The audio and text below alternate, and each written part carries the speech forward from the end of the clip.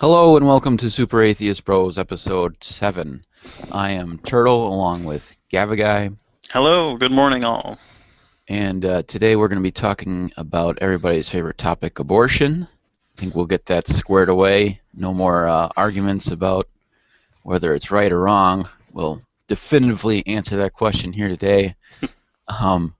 We're also going to be discussing Gettier's counterexamples to justify true belief knowledge definition.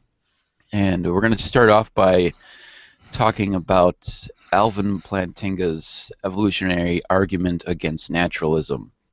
And I've run across this argument a couple times. I feel like it was sort of popular for a brief period of time a handful of years ago, but then it's kind of disappeared.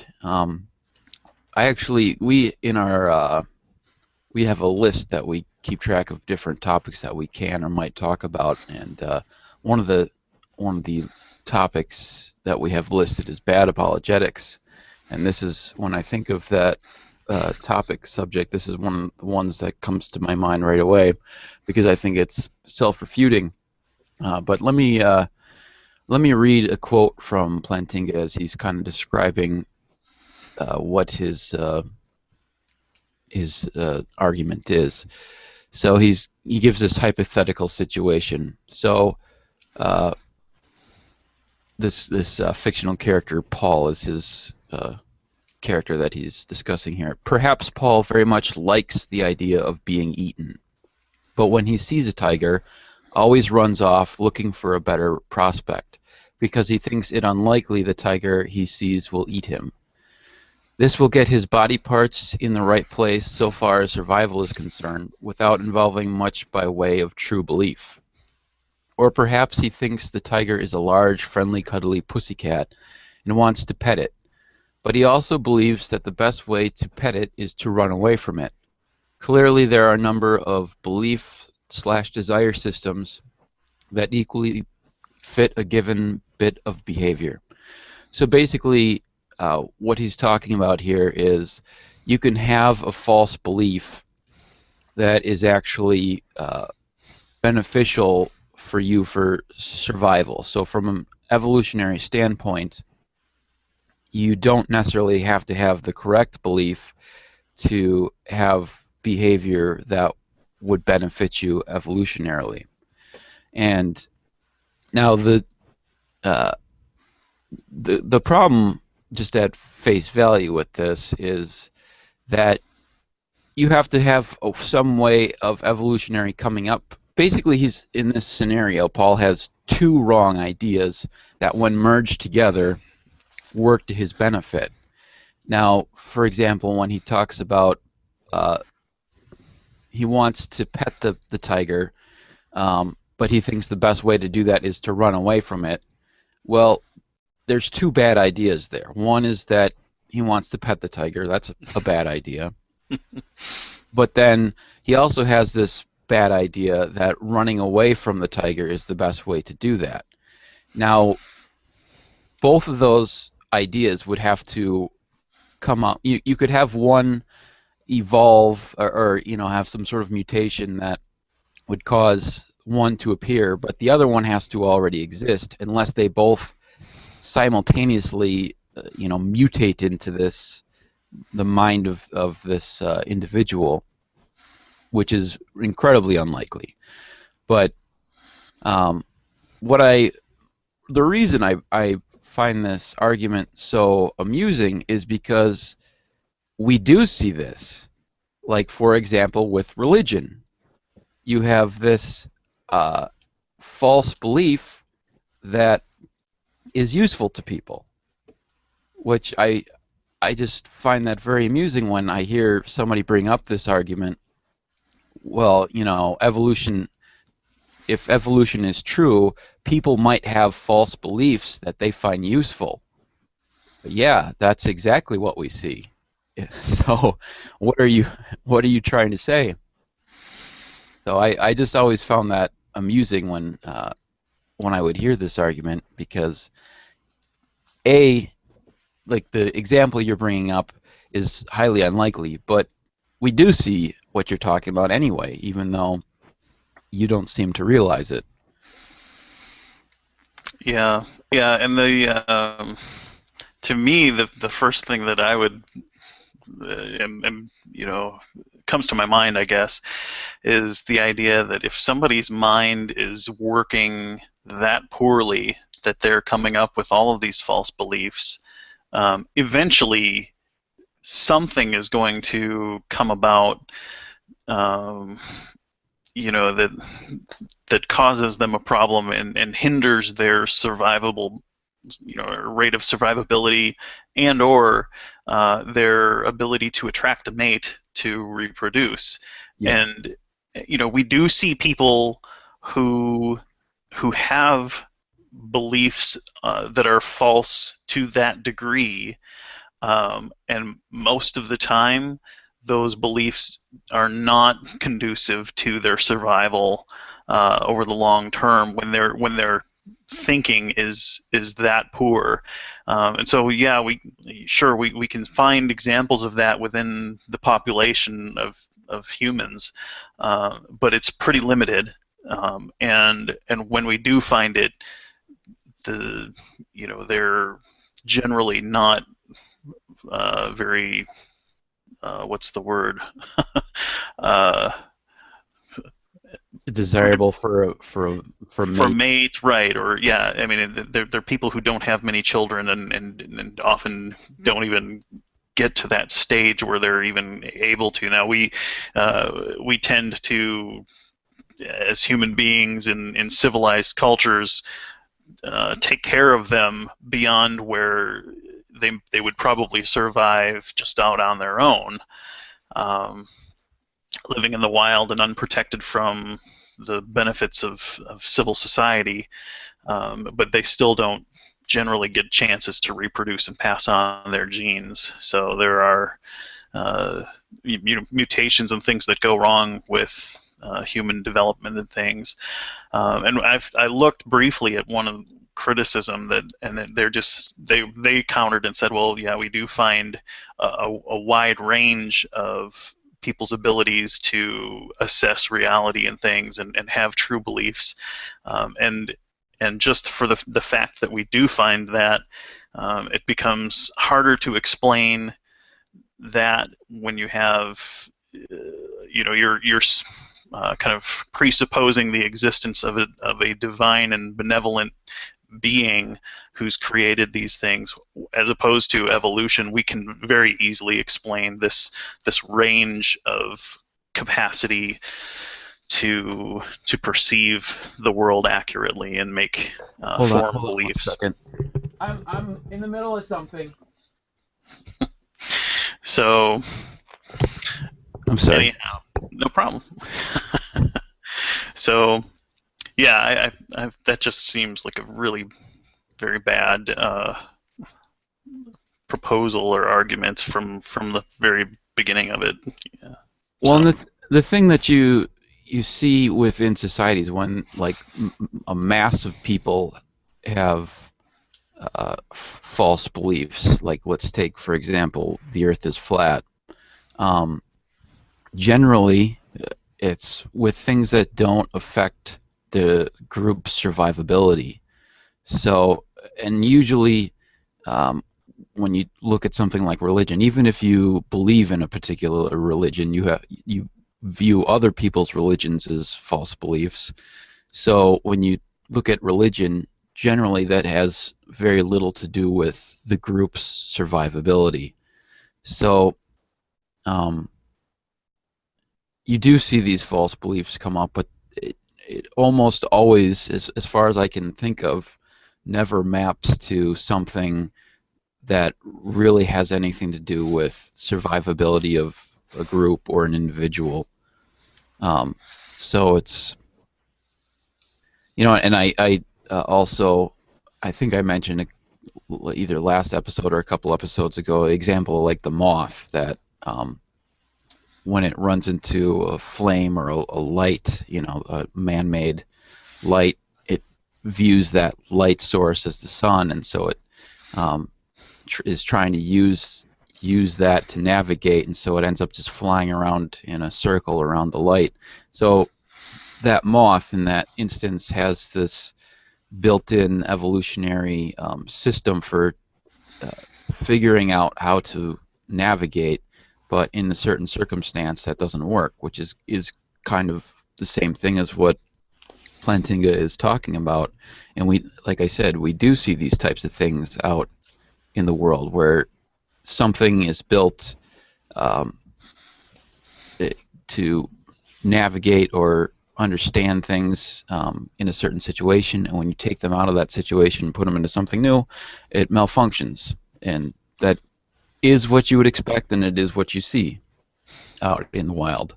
But the thing I find most amusing about it is just how perfectly I feel like that argument lines up with religion when it's trying to defend religion. But shall we move on to Gettier and his counterexamples to justify true belief? Sure.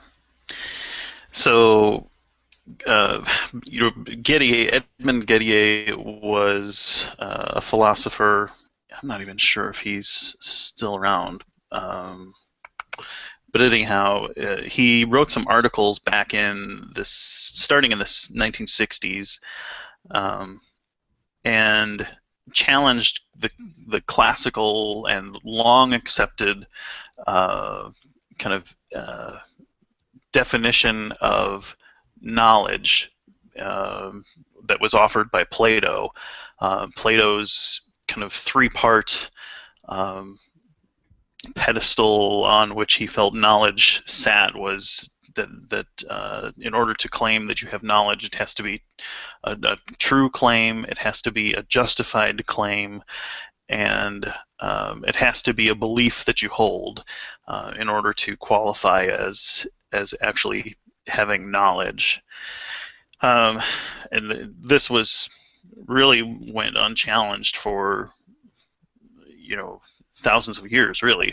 Well, it sounds right, just at face value. So yeah, because and we'll kind of maybe get to some of the particulars of if there are any problems with it. Well, Edmund Gettier proposed, so this is one of the first examples that he gives. He says that there's a protagonist, Smith, and Smith and a counterpart, Jones, have both applied for a particular job, and Smith has been told by the company president that Jones will get the job. And Smith combines that belief with the belief that he has, this is a fact that he's observed, that there are 10 coins in Jones's pocket.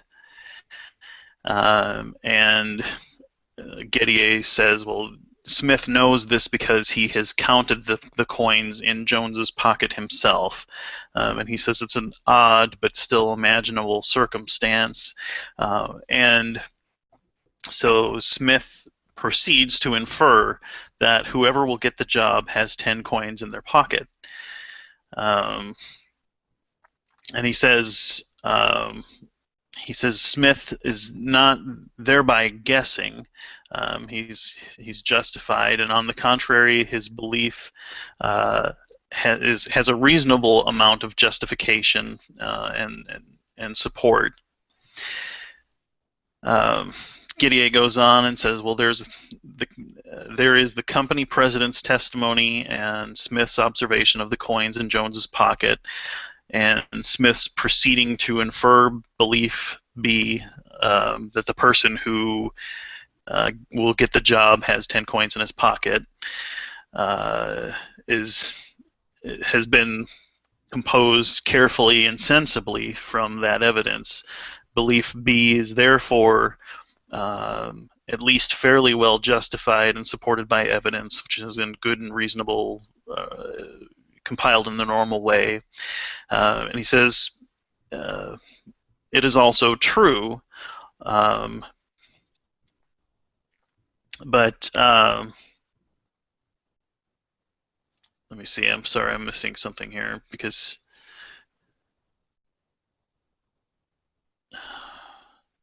the president actually, I don't know if he changed his mind. I'm not seeing it in this write-up here that I'm looking at.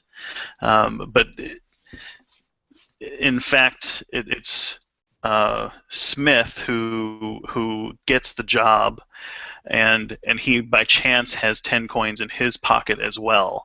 So the fact of the matter is that he's wrong about Jones getting the job, even though the president told him that was the case. I don't know if something happened and the situation changed, unbeknownst to Smith, but Smith's analysis of the situation, that the person who will get the job has 10 coins in his pocket, is still correct, because just by chance, Smith also has 10 coins in his pocket. And so he has a true belief. It is a justified belief, but doesn't really map to knowledge. Right. So Gettier is saying there's a problem here, and he gives a couple other examples. I don't know. Do you want to talk about that one, or do you want to look at some of the other examples that he gives? We could do at least one more. Let's go ahead and do the other example and then talk about them all together, I guess. Okay.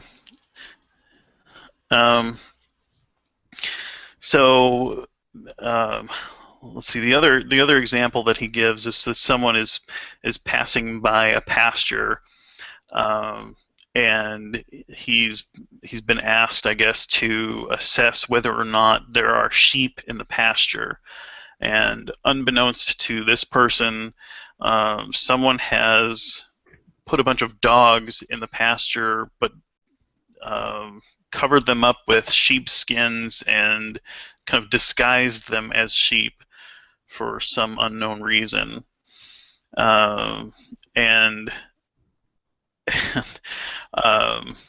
So, he sees these disguised dogs and comes to the conclusion that there are sheep in the pasture. Well, behind a rock, there happen to be some sheep that this person can't see, and because they're obscured by this rock outcropping, and they are also in a part of the pasture, and they are real sheep. So his belief is true, and it's supposedly justified because he's seen these objects or whatever, that animals that he believes are sheep. I think this one is pretty shaky because it's his justification. He didn't get close enough to even discern dogs from sheep. Well, on the one hand, though, just given the circumstances of the history of sheep being in pastures, I feel like there is some justification there, just because it's the norm would be that there's a bunch of sheep and not a bunch of dogs dressed up as sheep.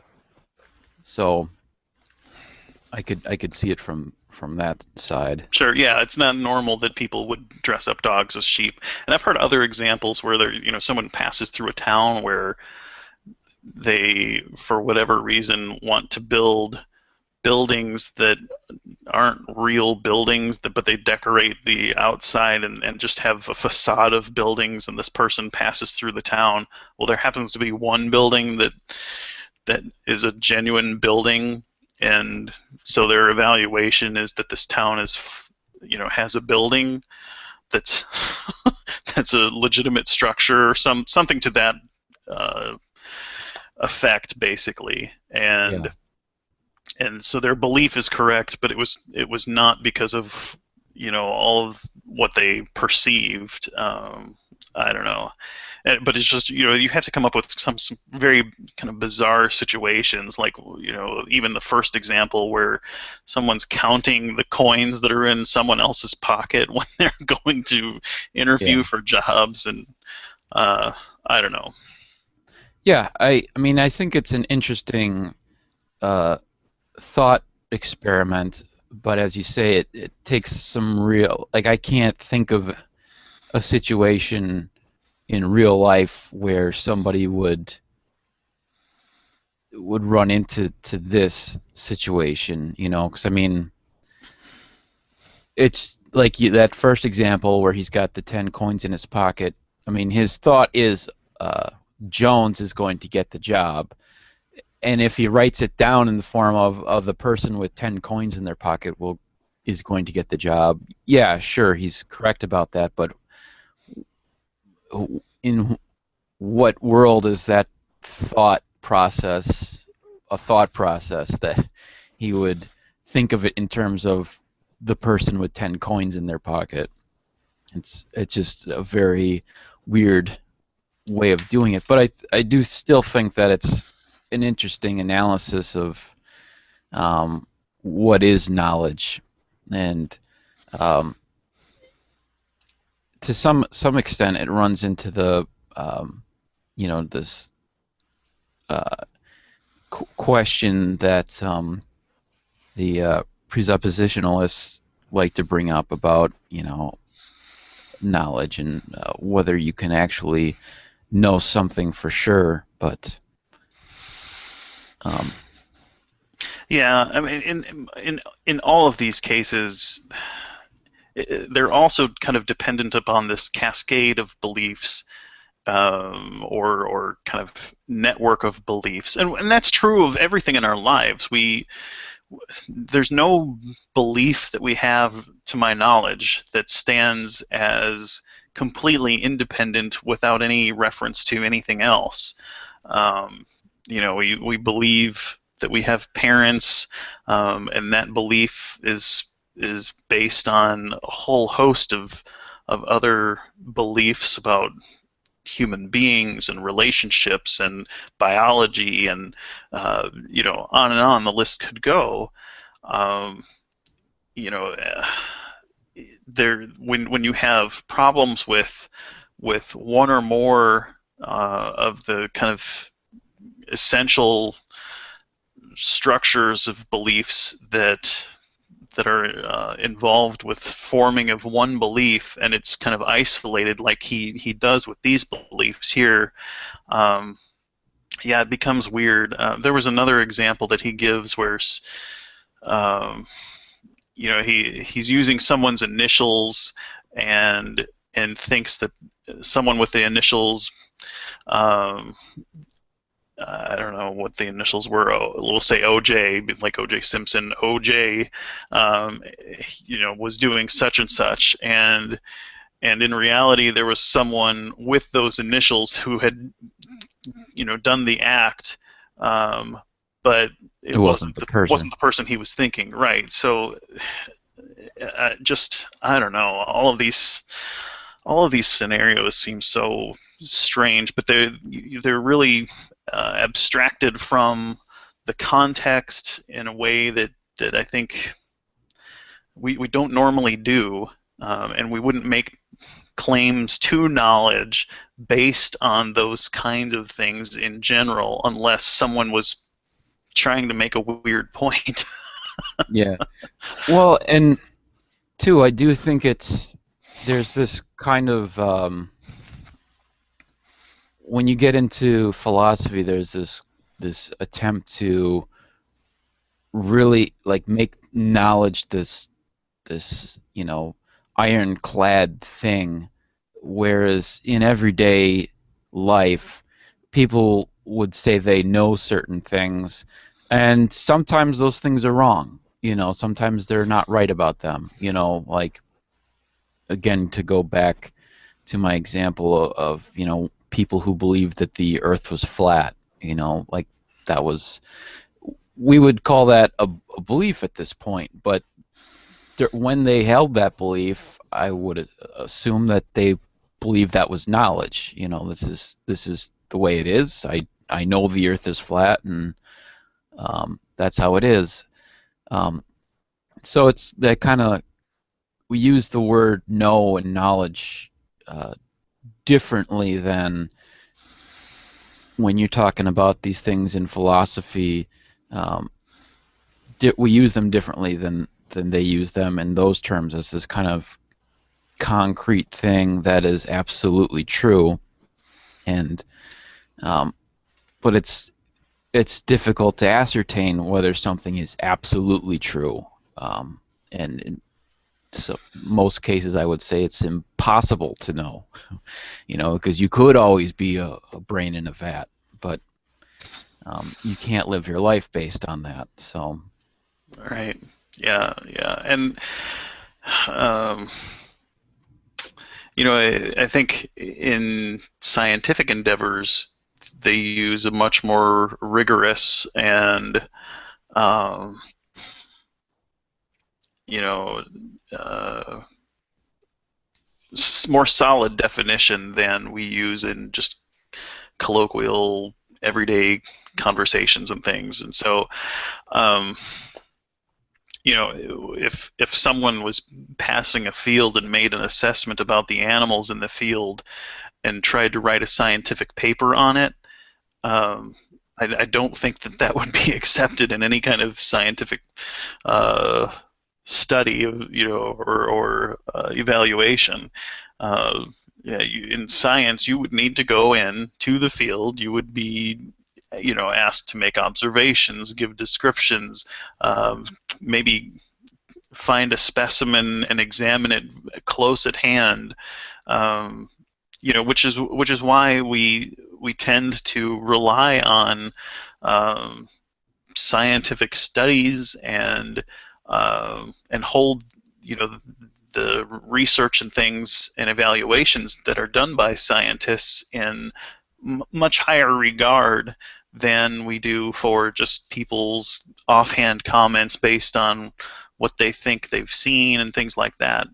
Um, and I can't imagine a Gettier type of um, example that could stand up to scientific rigor and show a problem with scientific research like that. well, I actually, when you're talking about that, it does kind of bring to my mind, when you're at the when you're when you're looking at something as like every day as dogs and sheep, that doesn't seem like that would be a problem. But I could see certain circumstances, like when you're dealing at the edges of science, where things that are so small, when you get into the quantum level, that um, you could run into something where where there's two things that appear to be the same, but from our ability, we're unable to distinguish between the two of them, and so you could come up with this um, idea that they're the same thing when in reality they aren't, just because of the limitations of what we are able to do at that given point in time, or just on the other end too, like something like gravity. For so long after Newton, we viewed gravity as one way, and then Einstein comes along and he changes our view, and most of our views, our beliefs still held, uh, they still worked from Newtonian gravity, but then Einstein comes along and he says, well, it doesn't quite work like that, it works like this. Most of those ideas still function. We still, on everyday level, we still behave the same way and use Newtonian ideas, but the reality is it's a curvature of space, um, based on Einstein's model of gravity. So, I mean, I guess I could see, this coming about when you're talking about things kind of like on the edges of our understanding. Um, but Yeah, for I a guess I'd need to think about that some more. But I think when we get to the fringes of scientific knowledge and things, they wouldn't call it knowledge necessarily at that point. They would say, well, this is what we we think may be true, or is most probably true. Um, I think most scientists tend to shy away Yeah. from the word, knowledge and things. This is our best understanding and things, especially when it comes to things like that. But when it comes to more practical everyday things, they take measurements, they categorize things, and there may be blurry areas about like species and subspecies and things like that.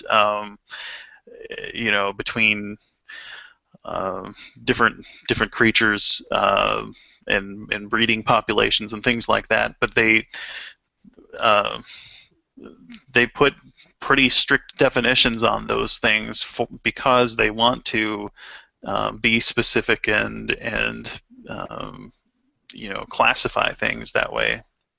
Yeah, I think you're right.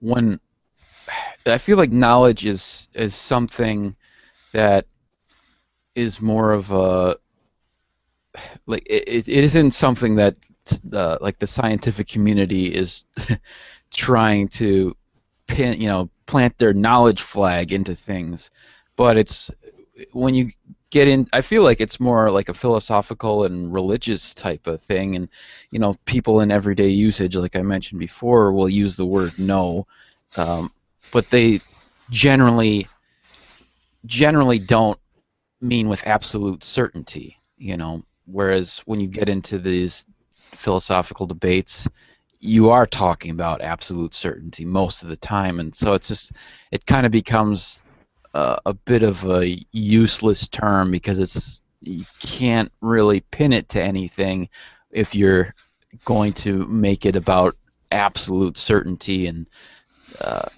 when we can't pin absolute certainty to almost anything. I think that's true. Um, all right, I think I'm ready to move on Sure. to our final topic. So if you want to steer us. Sure. So, and I think this may be a good bridge. The fact that we have areas where things can be somewhat gray and unclear as to where one thing is ends and another thing begins. So the topic of abortion, and I think kind of at the heart of this is the question of where life begins. Yes, as a Christian growing up, I think we were both came away with the idea that life begins at conception. This is what the church and our families believed, and I know that I certainly believed that myself. Just real quick, from my standpoint, I feel like there's so many things that you kind of figure that stuff out later. Like, because for me, when I'm thinking back to when I was a believer, it wasn't even a question of does life begin at conception. You're just presented with abortion is wrong. That was the starting point for me. And then you have to figure out what that means in relation to reality later. But you're just given this kind of broad, abortion is wrong. Figure the rest out yourself, kind of a thing. Or we'll fill you in later on the details. But just here's your starting point: abortion is wrong. So that was my starting point. Yeah, that's true. And but so one of the reasons I wanted to talk about this is that a lot of theists and Christians in particular that I've engaged with on Hangouts and on YouTube and in life in general, they kind of make the assumption that all atheists are pro-choice. And that they, I don't know, some of them might even go so far as to try and say that atheists like abortions or something like that. And I think that most of the time when you get Christians and theists who have had opportunities to engage with atheists for any amount of time, that they come to very quickly understand that that's not the case. But there are atheists who are pro-life and completely, want to outlaw abortion and things. I think that there's certainly probably more of us who believe that that choice should be left up to women and their partners and the doctors who are involved with them and giving them advice and things. Then there are people who would say that should be outlawed entirely within the atheist communities. But I would say that also there are many dedicated Christians and believers who are pro-choice, and I think that the kind of breakdown of the Christian population is probably more evenly balanced, between pro-choice and pro-life than the atheist community. As far as that goes, there's probably a greater percentage of the pro-choice people within the Christian community than there probably are pro-life people. I've kind of lost my thought there, but so that it's more of a mixed bag, I think, was where I was trying to go, among Christians than even is with atheists. So and my own journey as I was a young Christian changed from being very strict pro-life and completely against abortion in any case, to, well, maybe the mothers should be allowed to make a decision if their life is at stake, or in the case of rapes or incest and those kinds of things, where pregnancies come about.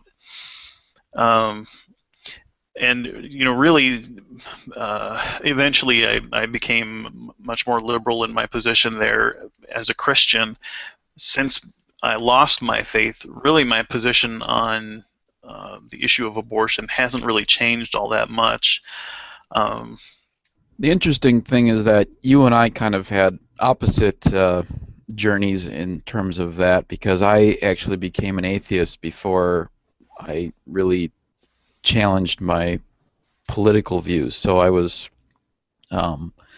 wasn't very active in any kind of political sense, but I was still more conservative for a couple of years after I became an atheist. But you kind of had the opposite situation, where you, as a Christian, became more liberal and then became an atheist after your political views changed. But yeah, that's interesting. And it just occurred to me now that might be true, because you and I hadn't talked about that before this. But to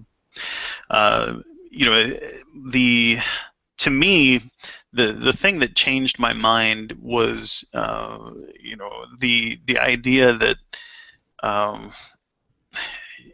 how would you make distinctions for these women? If you think that there's any case at all when a woman should be allowed to have an abortion, if it's a rape, or if one case that my wife always points to is, there are women who may have children who are young and growing, and the woman is pregnant again with, let's say, a third or fourth child or something like that, and there's something wrong with the pregnancy in such a way that her life is at risk. If abortion was totally outlawed, you would be insisting that this mother of small children risk her life and potentially die, and in some cases, the baby would be doomed and medically inviable as well. Leaving these children without these other Yeah, children without a mother. yeah, exactly. So, and is that a situation where you want to have the government making a call? And situations like that were what changed my mind as a believer. This is not something that our courts should have to get involved with, and I don't see any other way besides court system in trying to discriminate. Well, this situation's okay to have an abortion, and this situation's not okay to have an abortion. Our court systems just don't have the efficiency to take care of that in a timely manner. And by the time you file a case, to have a hearing before a judge, months can pass, and the longer you delay, the more developed this baby is potentially growing, the more risk there might be involved for the mother if it is a risky pregnancy, the more emotional trauma that this a young woman who's been raped might be going through and things. This is not the place for government to be making those kinds of decisions, in my opinion. And I came to that decision even as a believer that these decisions were too intimate, and there were too many possibilities where I felt that they could be legitimate, for a legitimate reason for the mother to actually want and warrant or merit having an abortion procedure. Yeah, I mean I think the underlying problem with just the generic pro-life view is the way that they tend to want to see the problem as a black and white problem, where the easiest thing to do is to just draw this arbitrary line at the very beginning, and then say, yeah, this is where this thing becomes a human being, is the moment that sperm hits the egg, and now we have a human being. And when you hold that view, you kind of force yourself to view anyone who doesn't hold that view as kind of this abortion as birth control kind of view, where anyone who doesn't hold my view, they're essentially authorizing murder. This legal form of murder of children, which sounds horrible, and it's very easy to take up, somebody's like, oh, I'm against the murder of children, versus somebody who has to sit there and say, well, no, this isn't a child at this moment, and there's this gray area between when the sperm hits the egg and when this is an individual. I mean, it's lazy to sit there and say, yeah, this is the starting point. That's it. Everybody who disagrees with me is a pro-child murder. Yeah. There was a point where I was in college and writing a paper on abortion, and I was a believer at this time. And part of my reason, I was given a range of topics on which, I could have written, for this particular class. And I chose abortion because I wanted to go through the process of examining this issue as a believer, and I wanted to take the chance to evaluate my own position. Going into that paper, were you pro-life or pro-choice at that point? I was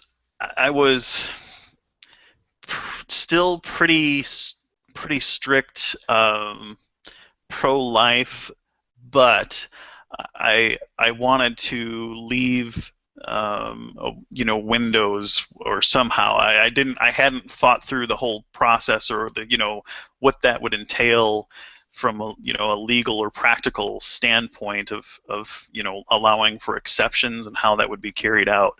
But I thought that we did need some exceptions. Okay. But overall, it was pretty strict. And one of the things that I kind of wanted to look at was, from a legal position, how do we define personhood? How do we, from a medical and scientific perspective, determine, what a life is, or how do we define a life?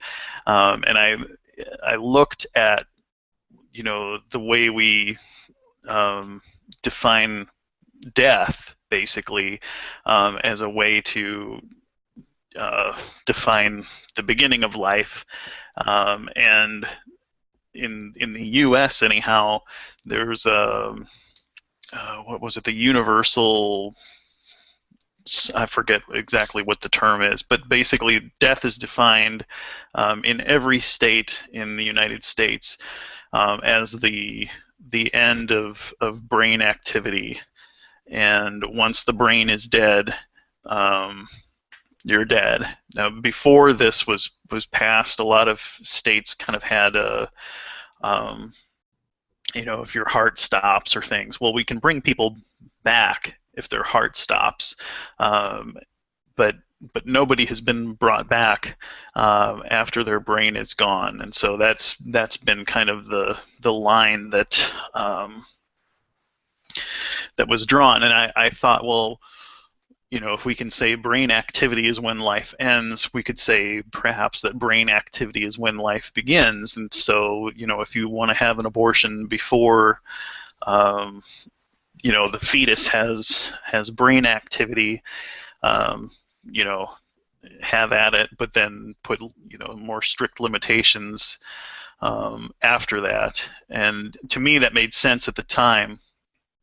But then again, I looked at it later and thought about the practical things. I ran this by this idea of applying that standard to the beginning of life by one of my classmates who was a non-believer, and at the time I thought, oh, well, this is genius. We can allow for abortions, and please the left, but still have a rational and secular application as to whatever. And when I presented it to him, he said, well, it's rational. and I said, well, his response threw me off, because I was thinking, well, doesn't that, what else could there be to it? And years later, as I kind of thought about it more, it occurred to me, well, this just would not be practical to try and say, well, and then beyond that, maybe we have exceptions, and then, what would you do? Put people on trial, and then would, if they broke the law, would you put them in prison and things? And it's just not a practical thing to try and do at all. Do you know offhand when brain activity usually begins, roughly? I looked it up, and I think I found one source back when I was doing this paper that it was almost as early as 2 weeks or maybe 4 weeks, but somewhere very early. And most women don't even know that they're pregnant at that stage. So that there are a whole host of obstacles and problems that arise when you try and push things back that early. Yeah. Well, not if you're strictly pro-life. It's not a problem then. Right. Yeah, it's easy. So, and another thing that really, really had a huge impact as a believer is that I went back to the Bible to try and look for all of the reasons that were given and try and assess and evaluate them in context. And obviously, there's nothing in the Bible that strictly says abortion is wrong. And then I looked at, the scriptures that are typically given, and it's the kind of thing where I knew you, informed you in the womb, and that kind of stuff. Well, in most cases, that's talking about a specific person. So I thought, well, at least there's a possibility that really this person's life was important to that kind of extent that, Yahweh had a plan. But then, just kind of searching for scripture related to abortion, I came across skeptics' writings and identification of scripture passages that relate to, children or babies in the womb and things like that. And there were two passages in particular that made a big impact on my understanding of kind of what the writers of the Old Testament thought about infants before they were born and things. One was a passage in the book of Numbers. And in this situation, this is kind of Mosaic law, basically, that where if a man believes that his wife has cheated on him, he brings him in front of the police, the priest.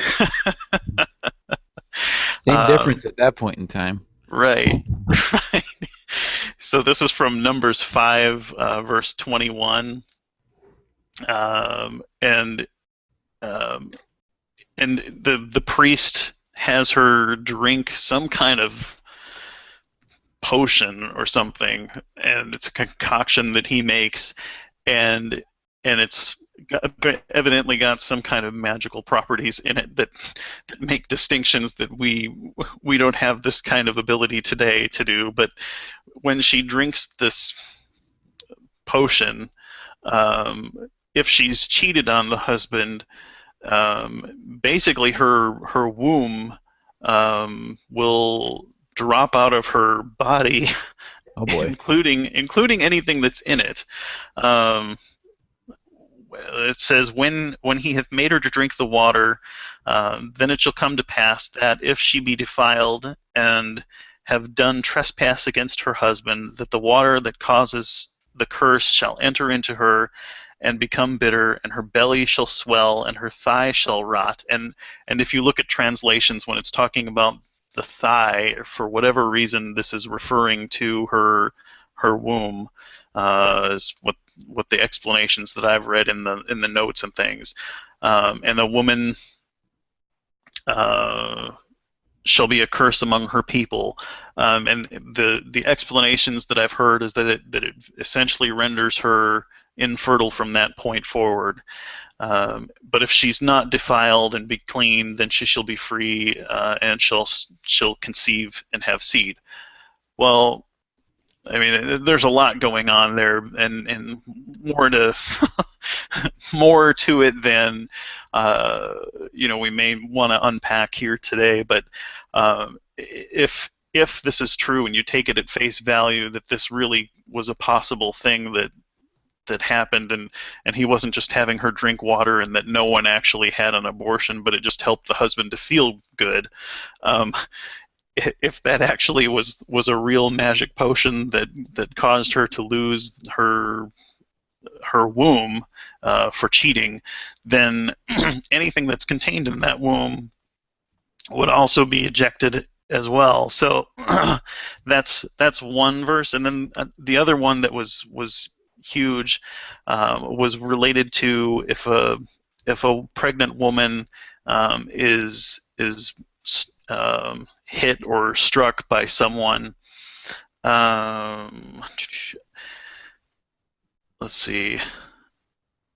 I don't know exactly the scripture reference here, but the idea is, in any other case, if someone is killed, the person who's killed that individual gets killed as well. So life for a life, eye for an eye, kind of thing. Mm-hmm. If the woman who is pregnant gets killed, or not get killed, well, it says both. If she's killed, then the assailant loses his life. If she lives but she's pregnant and the fetus dies, he has to pay a fine. So it's not kept as as high a category as regular human life. It's also interesting that slaves have the same kind of penalty if you kill a slave. But so there's that, and there are a host of other passages where infants in the womb are torn out of their mothers when the Israelites are attacking people and things, and it's very gory. But it's very clear that the life of babies in the Old Testament was not held at the same level that the Christians of today want to hold babies as being this pure, innocent life that is deserving of protection, in ostensibly even to a greater degree and level than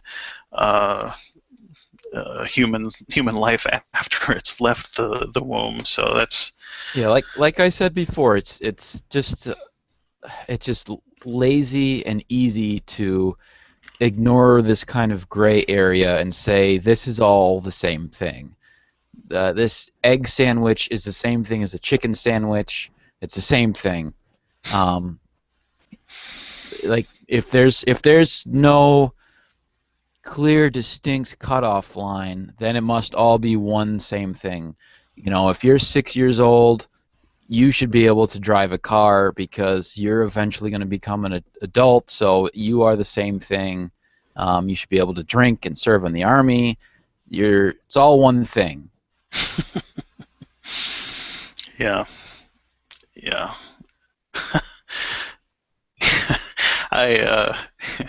It brings to mind, we had a discussion with our 18-year-old who was annoyed that he does not have the absolute freedom that he felt he was entitled to, having crossed the threshold of living on the earth for 18 years, and I said, well, yes, you're legally an adult, but there's still some growing that has to be done before you're totally free here. So, and we want to help you get there. But anyways, it's another area, like you said.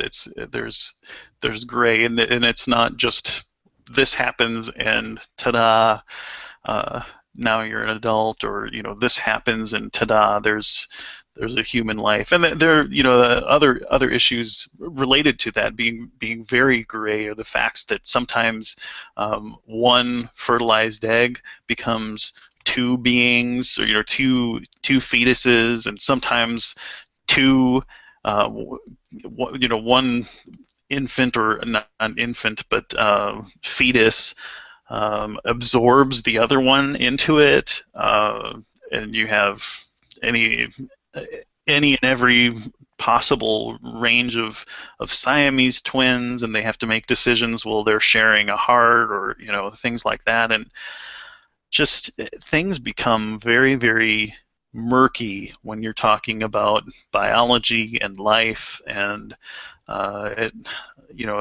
it's like you said, it's easy to try and make very clear cut distinctions, but it becomes much more difficult when you look at the exception cases, and it's the exception cases that you have to think about in order to try and navigate the world that we live in, because that's where the problems arise. Yeah, and I mean, as a society, we have to kind of, just for a practical necessity, draw these arbitrary, artificial lines in certain cases, like 16 is the age for driving and 21 is the age for drinking, when in reality there's some 15-year-olds that might be more responsible behind the driving wheel, the steering wheel, than some 18-year-olds are. So, but we just it's not practical to sit there and say, well, when you're mature enough, you can drive. I mean, we do have some kind of barrier in that case in the form of driver's test, but as far as something like drinking, there isn't any kind of barrier. It's just, oh, you've hit this age, now you can go ahead and drink. But you have to just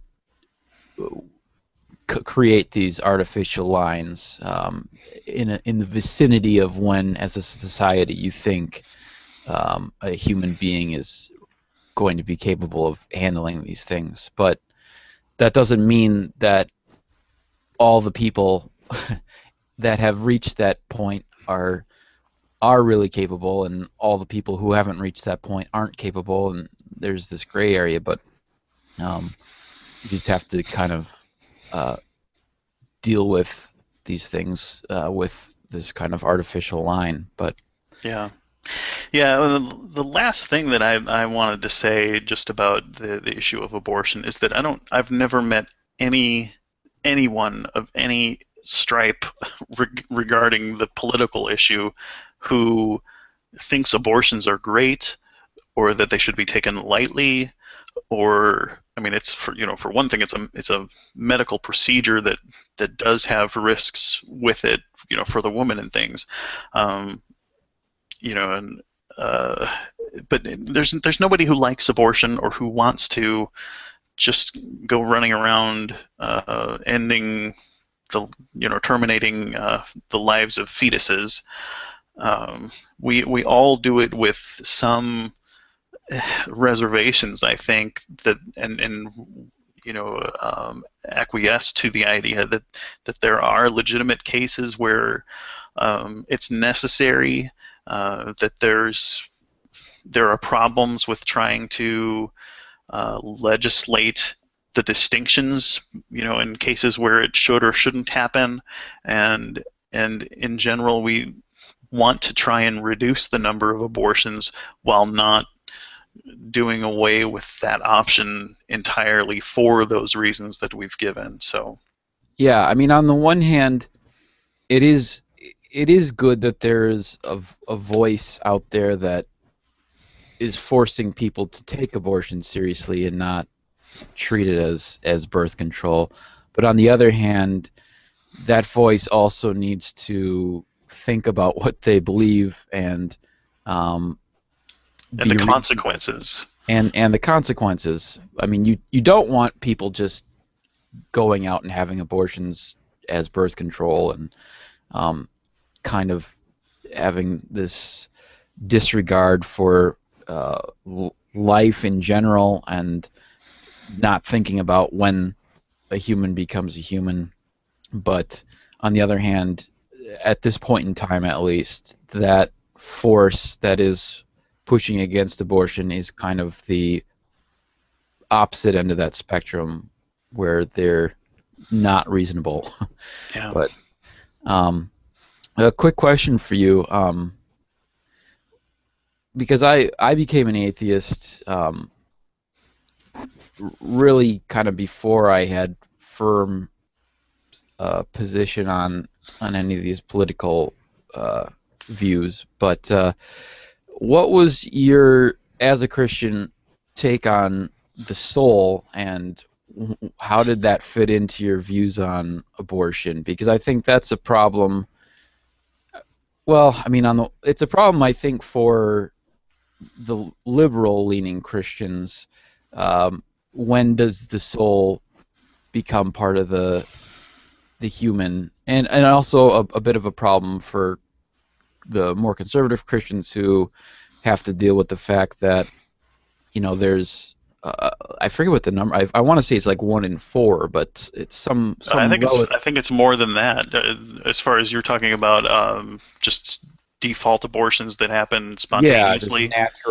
Yeah, natural abortions that happen. But whatever the number is, it's relatively high, and it happens without any intentional human interference. But this.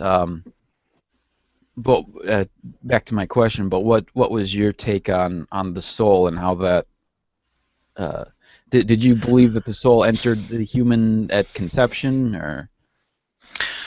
When I was younger, I think that was my take on it.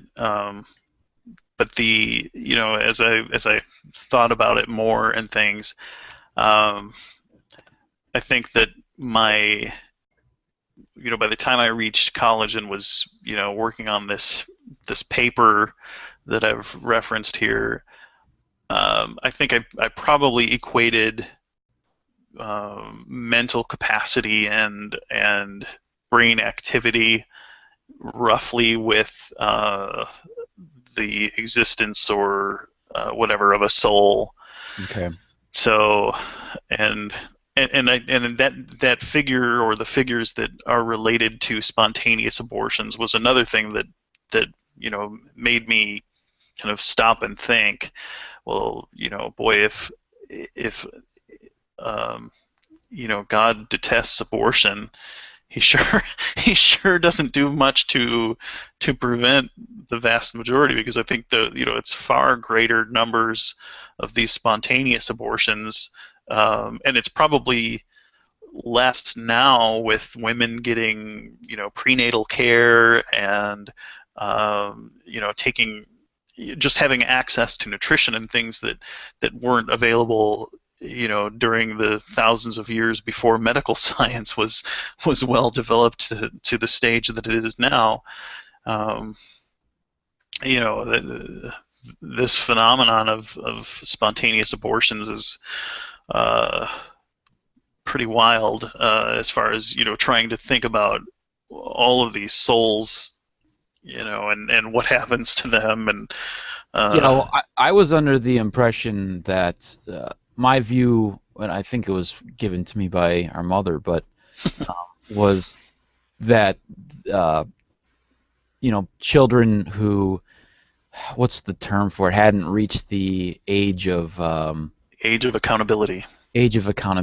were sent to heaven just by default.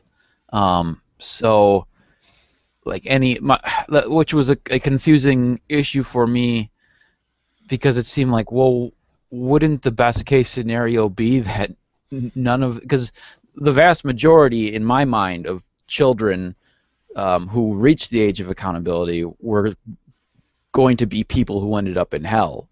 So in my mind, there was this kind of question as, well, wouldn't it actually be for the best that these people, children, fetuses, died before they reached the age of accountability, because now they're all in heaven? Yeah, So there's definitely tension there.